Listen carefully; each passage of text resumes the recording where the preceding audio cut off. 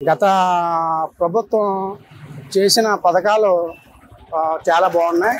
అలాగే కూటమి ప్రభుత్వం గత ప్రభుత్వం చేసిన పథకాలన్నీ ఇస్తారని ప్రభుత్వంలోకి వచ్చి ఏ పథకం ఇవ్వకుండా ఇంతవరకు నత్తనడగా సాగిస్తున్నారు.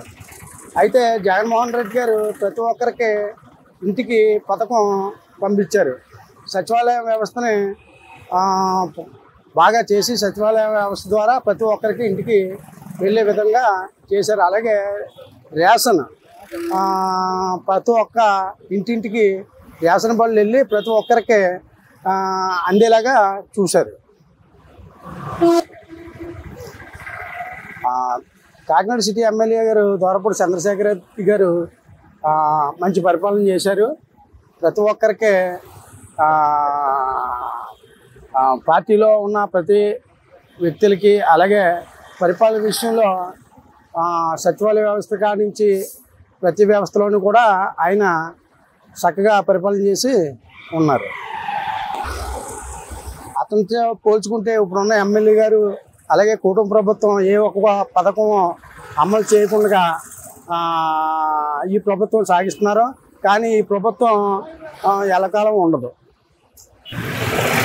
ఈ వచ్చే 4 సంవత్సరాల్లో కూటమి ప్రభుత్వం కలిసి మాత్రం ఉండదు. ఎందుకంటే వీళ్ళలో ప్రతి ఒక విషయంలో గొడవలు జరుగుతూ ఒకరికొకరికి సంబంధం లేకుండా ఈ కుటుంబ ప్రభుత్వం చేస్తుంది. గత వైఎస్ఆర్సీపీ ప్రభుత్వం 5 సంవత్సరాల కాలంలో కూడా 3 రాజధానుల పేరుతో కాలాపన చేసుకుంటూ వచ్చింది. కానీ ప్రజలకి సంక్షేమ పథకాలు అమలు చేస్తానని సంక్షేమ పథకాలను అమలు చేసింది తప్పించి రాష్ట్రాన్ని ఎటువంటి అభివృద్ధి కూడా చేయలేకపోయింది. కానీ ఇప్పుడు వచ్చిన ప్రభుత్వం ఎంతకాలం ఉంటుందో తెలియదు. కానీ ప్రాజెక్టుల పేరుతో అలాగే అమరావతి పేరుతో కాలాన్ని నడుపుకుంటూ వస్తుంది. అదేవిధంగా ప్రజలకి ఎన్నో హామీలు ఇచ్చింది. కానీ ఇప్పటి వరకు ఎటువంటి హామీలు కూడా అమలు చేయలేని పరిస్థితి.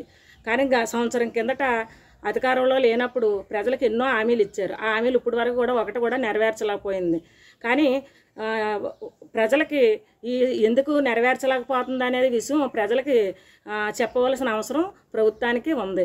అదేవిధంగా ఎండిఎం ప్రభుత్వం అలాగే కూటమి బీజేపీ జనసేన టీడీపీ ప్రభుత్వాలు చివరి వరకు కలిసి ఉంటాయో లేదో కానీ తెలియలేని పరిస్థితి ఇప్పుడు ఉంది.